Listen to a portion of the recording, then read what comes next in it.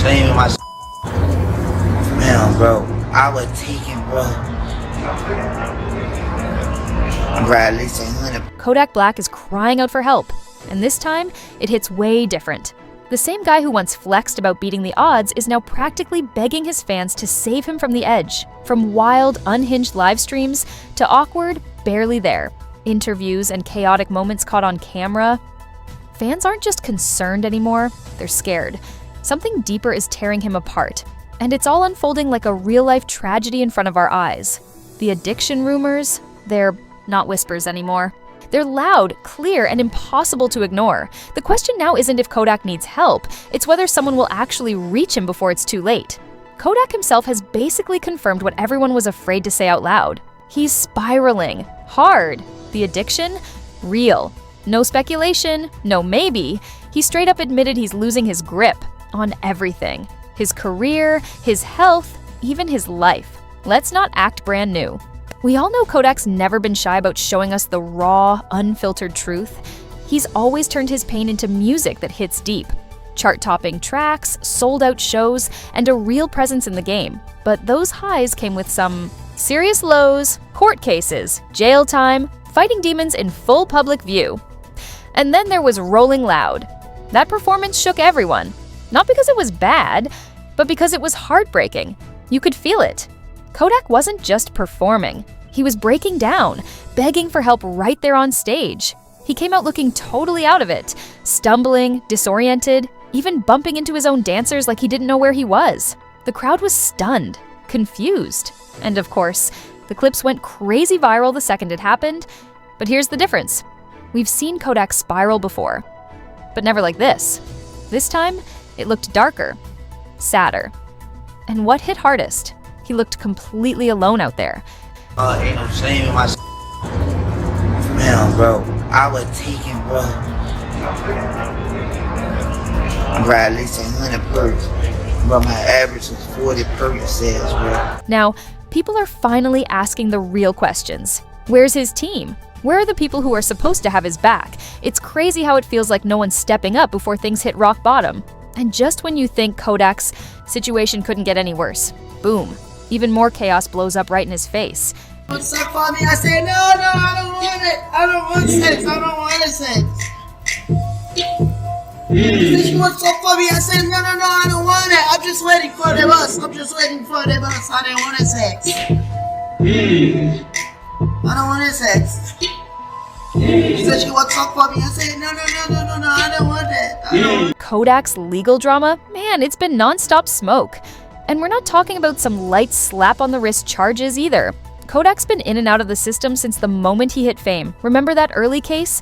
He was facing some serious R charges? Yeah, those. According to AP News, Kodak ended up pleading guilty to first-degree charges and struck a plea deal. No prison time, just probation. But let's be real, the damage was already done.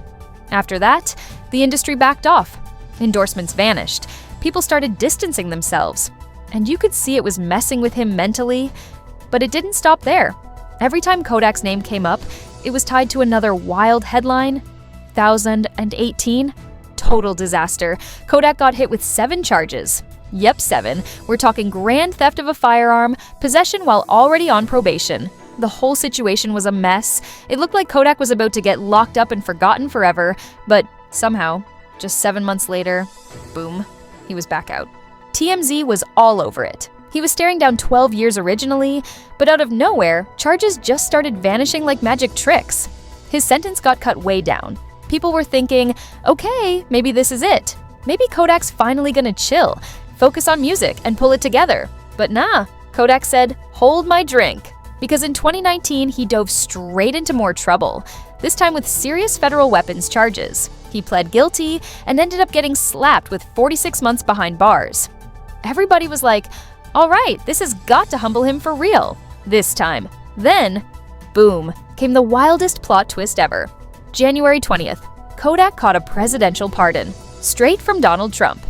Morning ahead of leaving the White House, President Trump has issued his final list of presidential pardons and commutations.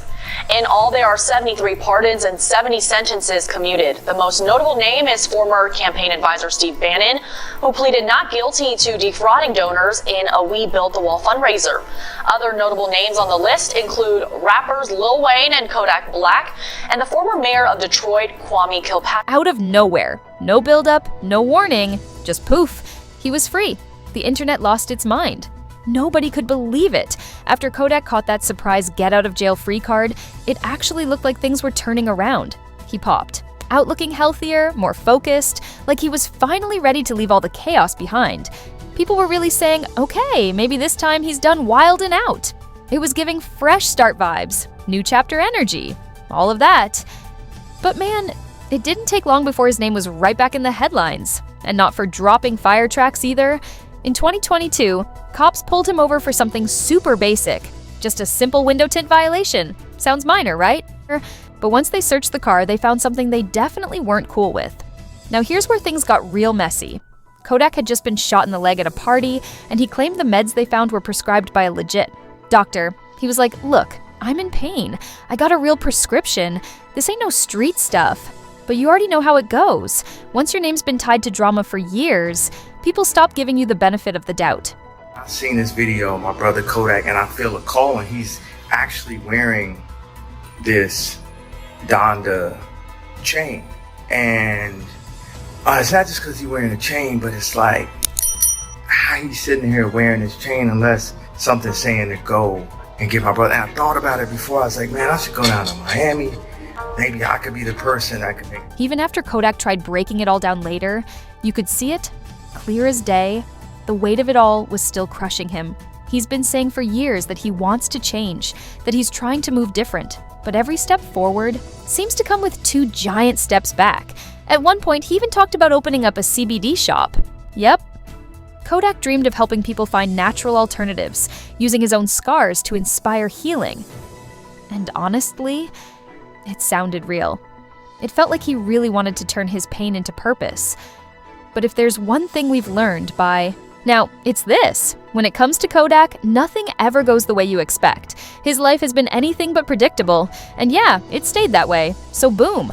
Just when people started thinking he was finally getting it together, bam's news breaks that he'd been rushed to the hospital, and y'all already know how fast the internet started buzzing. Whispers turned into rumors. Allegedly, it might have been an OD.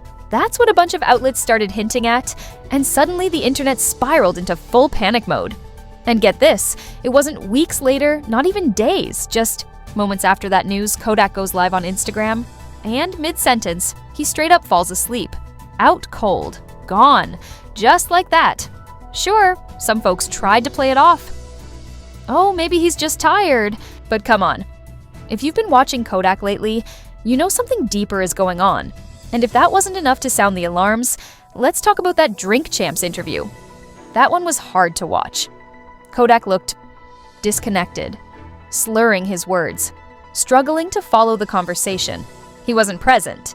Fans flooded the internet afterward, sounding the alarm louder than ever.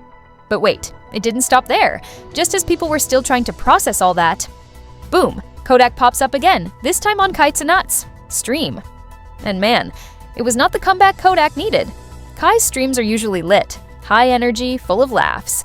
But the moment Kodak pulled up, the whole vibe shifted. He was moving slow, dazed, barely saying anything. At one point, he even forgot Kai's name. Like, huh?